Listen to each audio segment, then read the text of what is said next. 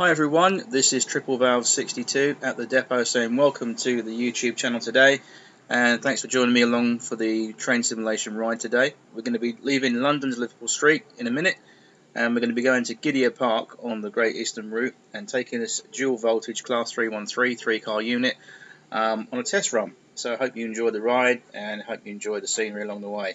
Just want to give a shout out, forgotten the name of the person, but someone dropped me a comment, I believe, on one of the videos I loaded up of a previous train simulation game on Train Simulator, different journey. I think it was the Moorgate route, not sure. But anyway, I think possibly the North Woolwich route. But somebody commented and said, if in the Train Simulator graphic settings you disable the deluxe lighting setting, it actually makes it a little bit smoother. And I've done this, and this is why I'm doing this route, because before it used to really lag coming out of Liverpool Street, where we are now. It used to really stall quite a lot, get a lot of lag on the screen, and this has all been sorted out now, so I'm really happy to be playing this, and I hope you enjoy the game as well.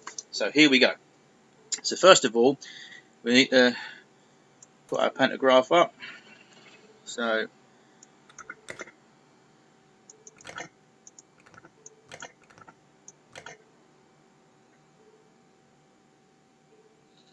we should now have, oh, yep, there's the pantograph's up, lovely, which is that great big metally object there.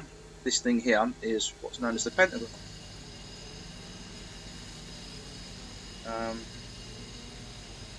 This picks up the current 25 kV, to be precise.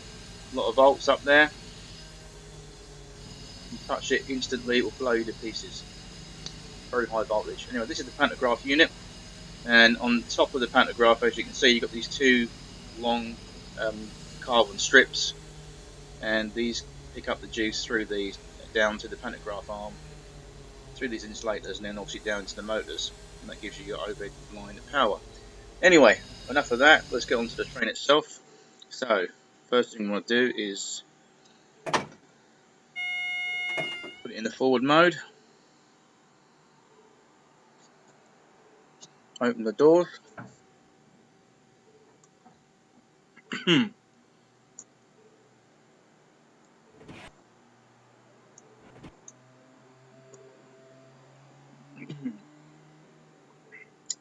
Come on, sunshine, hurry up.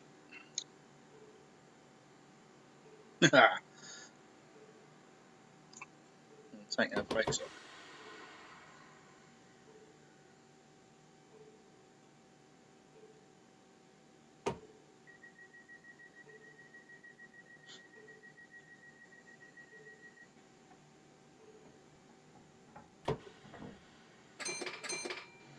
Thank you. Step 2. Nothing's happening. Might have to reset the breakers. Right, so we go now. Still nothing. Oh dear. Breakers reset. Yeah, that's that done. That's that done. Double check that. Breakers are off. They are.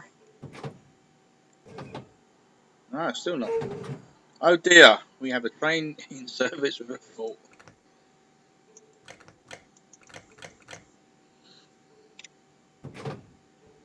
There we go. Just need a little bit of coaxing.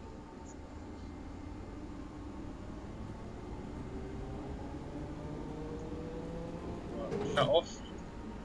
Apologies for the delay, folks. There we just had a little bit of a technical issue, but you can see what I was doing anyway. So if you're playing the same game at home, you're encountering the same problems. It's helpful, I suppose.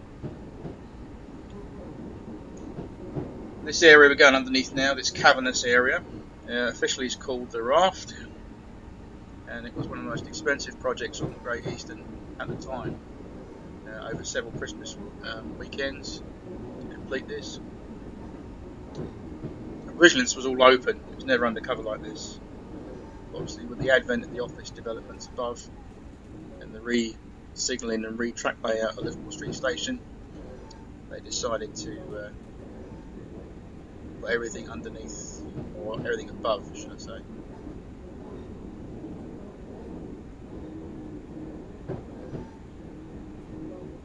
It's a very historic area in terms of reality. This gameplay that you're seeing now is pretty much identical to the real route, which is why I like it. Over there on the left-hand side, you've got the remains of the old Bishopsgate goods yard high-level complex.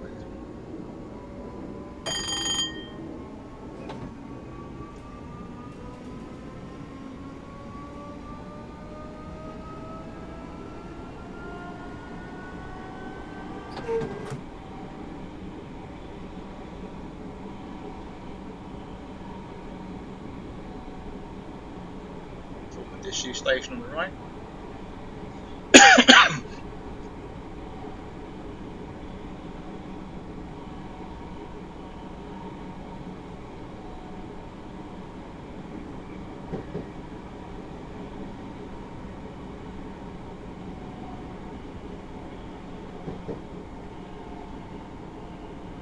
This is the infamous Bethnal Green Bank we're approaching. As you can see, if you look on the speedometer in the middle of the screen, large dial with numbers, you can see that the speed's already dropping because of the incline going up the bank there. So give it a little bit.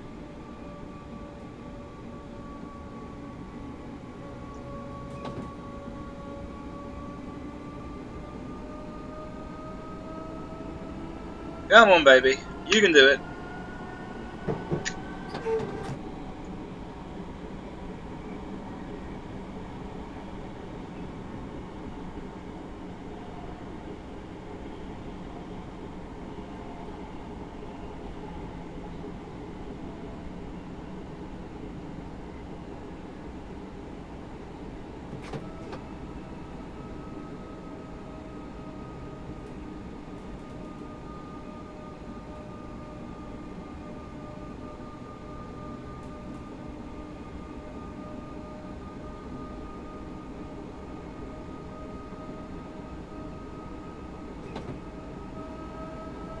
Take it up to 50. Step 4, which is also known as parallel.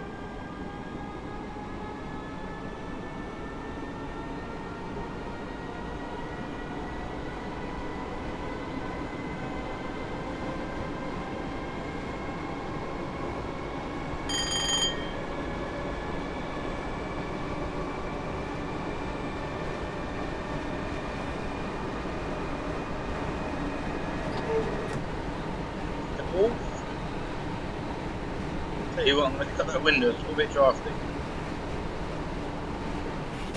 That's better. I didn't hear myself talk. It's not really a bad thing. Okay.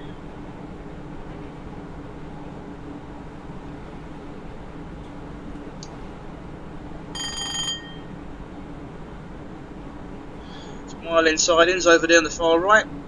Used to be a big, well, reasonably large goods depot back in the day. Mile in goods depot, and obviously that went many moons ago. Down below in the street level there was a goods yard there with a hoist that used to hoist the wagons from the siding, lower them down, and so forth. So this is my manor. This is the East End. This is where I grew up. Originally born and bred in Leytonstone, so Stratford and Mile End and Bow, this side of the water, is really my territory. This is my stomping ground, if you like. And also, it's interesting to know that railway-wise, I started my career on the Great Eastern Railway originally in this area, so it was very interesting to grow up in the area that I lived in and I had an interest in, as well as working in it as well. So.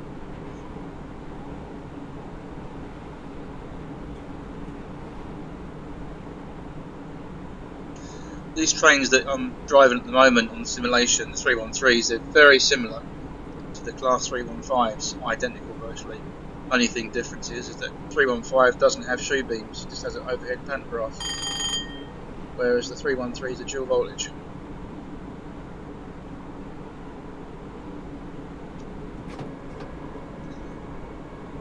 Over there on the left hand side, that big red brick building is the Bryant and May old matchbox factory, very historic building, a warehouse complex that's now been turned into private flats and a small little community in there that's very exclusive, apparently.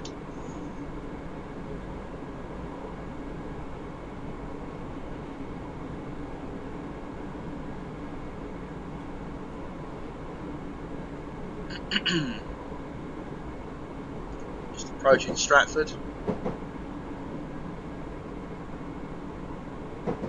And over there, where the Stratford Olympic Stadium is, so as you can see that horrid structure over there, looks like a flying saucer. Around about there was the original Thornton Fields carriage siding complex, and also Temple Mills Yard, which was very, very synonymous actually with Temple Mills Works. The whole area was very, very busy, and it was the largest railway works in England actually, up until the early 80s, I believe. So we're now approaching sunny Stratford. As you can see, not very sunny. Very appropriate.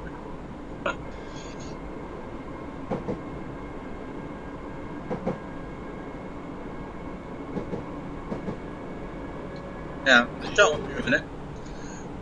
A bit of a signal irregularity here.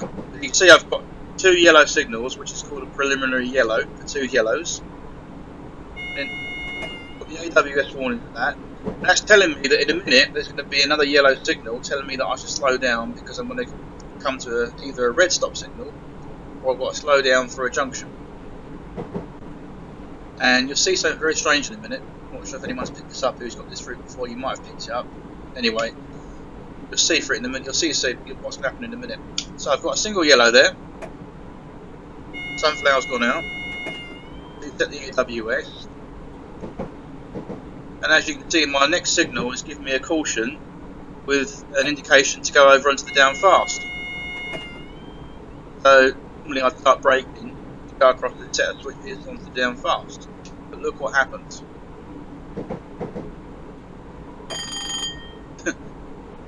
Clear AWS warning, bell rings, green signal, and I'm on the down electric still. How bizarre. Normally it would have gone over to the far left there, the screenshot, and gone on the fast lines over the other side of the platforms there.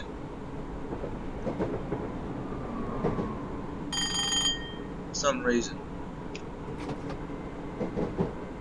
It's clear. Anyway, for those of you that are not sort of technically too minded up on this, those of you not really sort of railway clued up and just watching this video maybe from a different angle, different perspective. Terminology. You might hear me mention a thing called an AWS. AWS stands for Automatic Warning System. And that bell there corresponds to a little magnet or a large magnet, because they are really heavy in real life to pick up. In the middle of the rails there, it's known as the forefoot. In the middle of the rails you'll see a large magnet, and every time the train goes over that, underneath the train, in front of the train, there's another magnet that hangs down underneath. And when it hits that magnet, it's telling me basically whether I've got a clear signal or I've got a stop signal or a caution signal. As you can see, the signal we're just approaching now is green, and the next signal, which is at the next station, is green, so you should get a bell. If the signal was yellow or a caution or a red, I would get an alarm sound, and to the left of the cab there, it's not currently lit, but you might have seen it earlier and heard it, you get a warning. That's telling me that I've got to press a cancel button. If I don't press it in so many seconds, the brakes will come on. And I'll show you how that works in a minute, actually. So I know there's an AWS warning in a minute coming up. So if I shut off,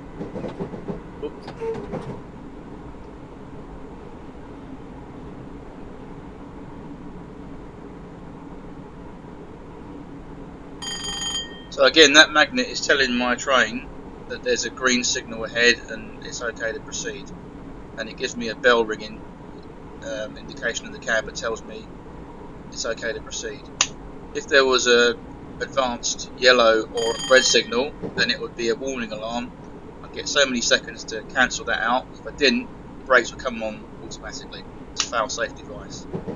Hence the term automatic warning system.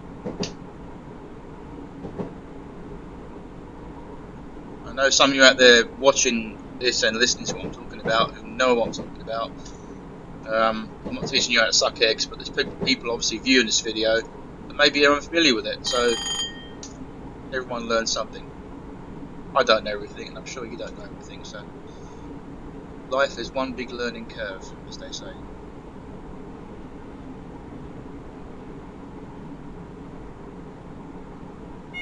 Right, there you go. Watch this. See that? Because I didn't hit that button because I didn't hit the button quick enough, it shut the motors off, and now, as you can see, coming to a rapid stop.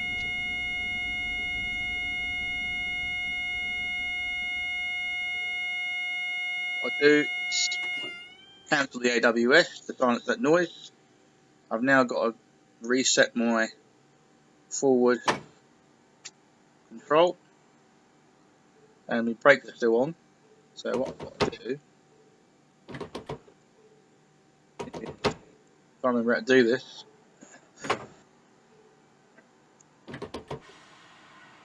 That's it. Release the brakes whilst in the neutral position, then put it in forward, and then we should be able to carry on. There we go.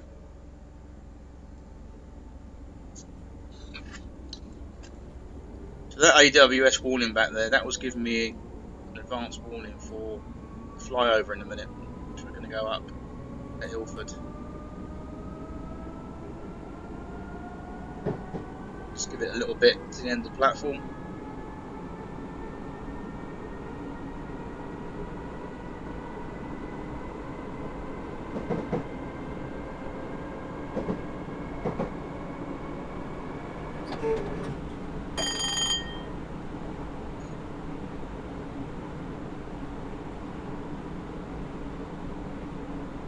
And I think why this particular route, the Great Eastern Main Line from London Liverpool Street down to Norwich, is so sentimental to me, if you like, is because number one, it goes through the East End of London where I was born and raised, and also it features the areas that I actually physically worked on the full-size railway. So seeing a computer simulation of the real thing, not actually maintained and repaired in real life, is quite unique.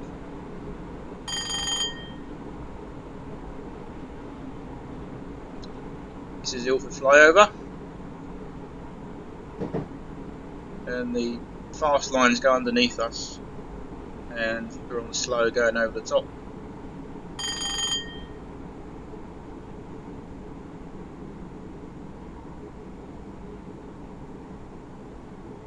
And it's quite a gradual, gentle descent into Ilford. It's not nothing like a roller coaster, even though it says 70 is my line speed. As you can see, quite a gradual descent. It's nothing like a roller coaster effect. Compared to the old Kingsway tram system at Holborn, there was if you Google up Kingsway tramway at Holborn Station, Holborn Tramway, Google it up on Google Images, and you'll see a hole in the road, basically a ramp that used to go down with the tram tracks. And apparently it was such a severe descent into the subterranean tram station, apparently it was likened to that of a roller coaster. And apparently parents back in the day used to take their kids up during the school holidays to ride the tram just to go down the dip, just to experience that sensation, apparently. So, again, it was a little freebie, a little something for nothing in those days where entertainment was free, compared to these days where everything's damned expensive. The good old days.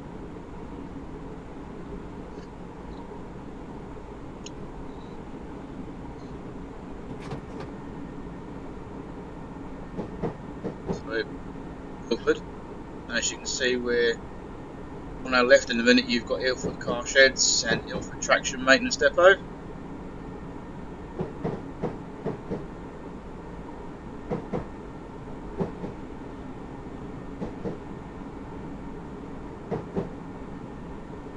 Most of the maintenance is done at Ilford, and the rest of it's done at Hornsey, the traction units for the Great Eastern. most of it actually goes to haunted. Cleaning and maintenance and basic everyday car exams they've done up in Ilford. And again, it's not a bad representation of buildings. It's quite good.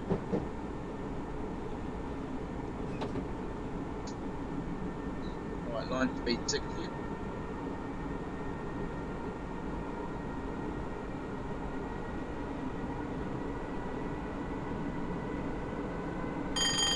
Now heading down towards Romford, sunny Essex, home of two good friends of mine, Mr. Paul Andrews and Mr. Mark Chandler.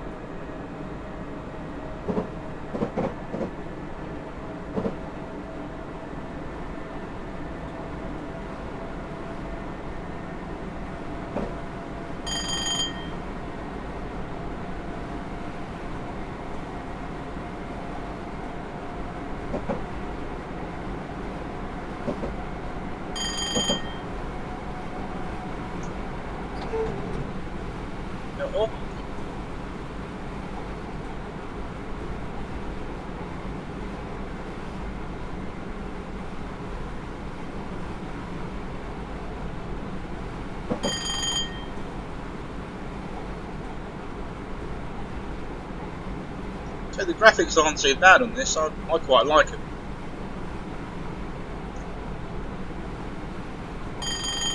The main thing is though, I play these games purely for enjoyment and just for a bit of fun. I don't take them too seriously.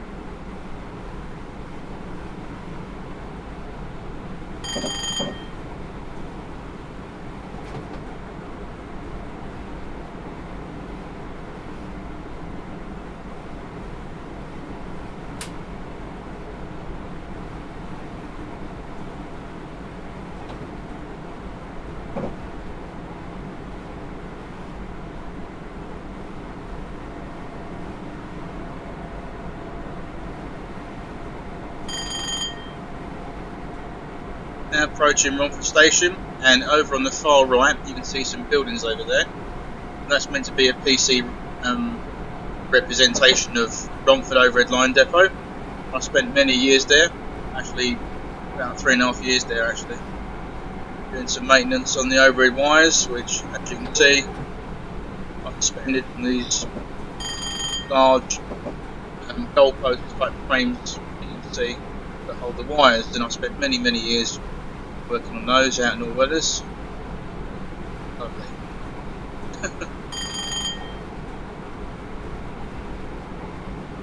I just remembered I haven't actually stopped at any stations. Oh dear. I was supposed to have stopped at the last couple. I've missed out Seven Kings, I've missed out Good Days, Chadwell Heath. I'll have to let him out of Romford. Be a train full of irate passengers waiting to beat down my cab door and ask why I was stopped.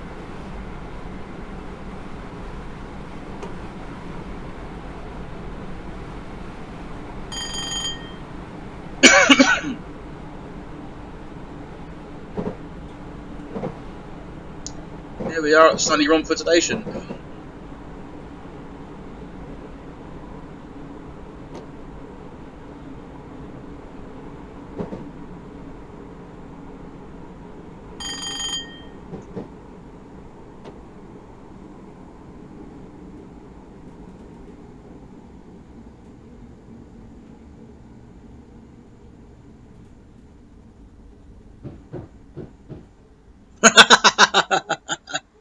Oh dear.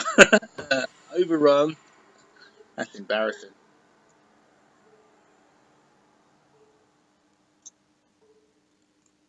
Dear, I'll see how much I've overshot by. Let's have a little peek, shall we? How much damage has been done? It's only a 3 car. Oh, that's not too bad, look at that. First set of doors just on the end of the platform. Well within the safe distance there. So it's only a 3. So it doesn't really matter too much. I'm not concerned. So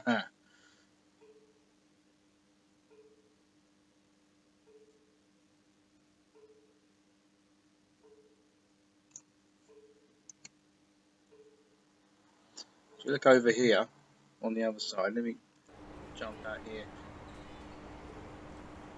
See what's going on. Oh, on top of the train there, that's dangerous. Blown up. Let's have a look at the rear of this train here. Oh dear. Right, let's get back in the cab, shall we? I don't think they're too impressed they couldn't get out. I'm not going to step back. Because they'll have to wait now to Gidea Park, which is the next stop. So,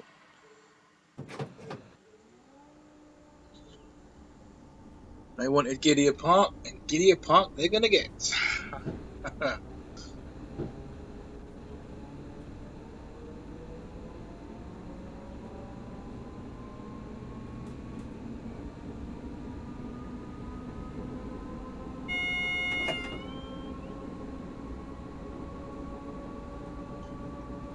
Let's give me the advance warning that the next signal was a yellow down there. The line speed, I think it's about 50. We'll start slowing down for Gidea Park in a minute. Yeah, there you go. That's the advancement board for the 50. I'm not going to rush. I'm in no rush today.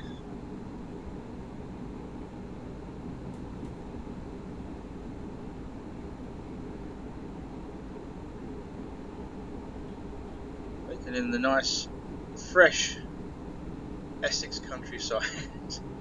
And here we can see some lovely council houses. One of those. Oh, look, there's Mark's house over there. Look,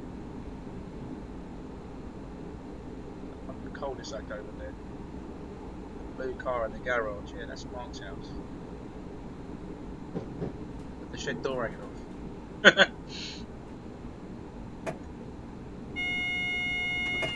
Oh yes, all right. Right. So we got 2 yellow signals, which again are preliminary yellows, as they're officially called. One's a repeater to that signal, and one's telling me the advancement signal in advance is either a yellow or a red. Be prepared to stop. So, give it a little bit.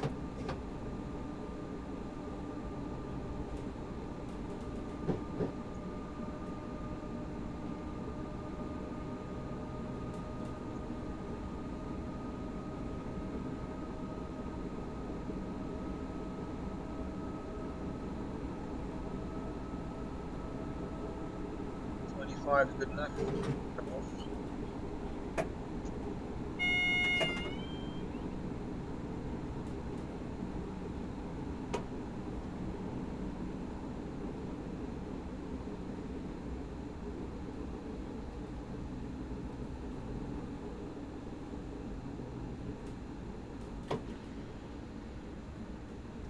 15.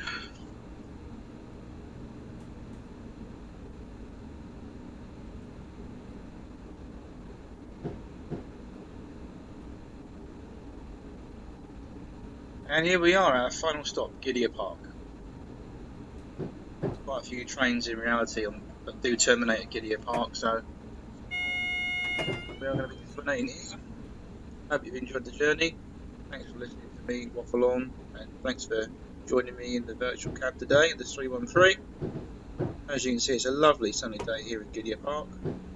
Please take all your personal belongings with you when you leave the train, and thank you for travelling on First Great Easter.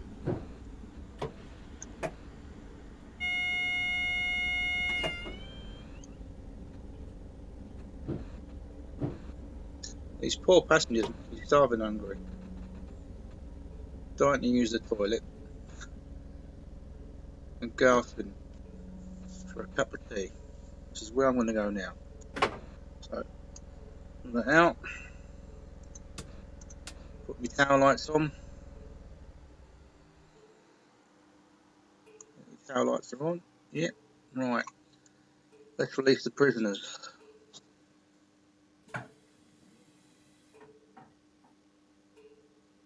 Well done, you have reached this scenario and the passengers are still alive on the train. Right, that's me done. I'll see you later. Thanks for joining me. All the best.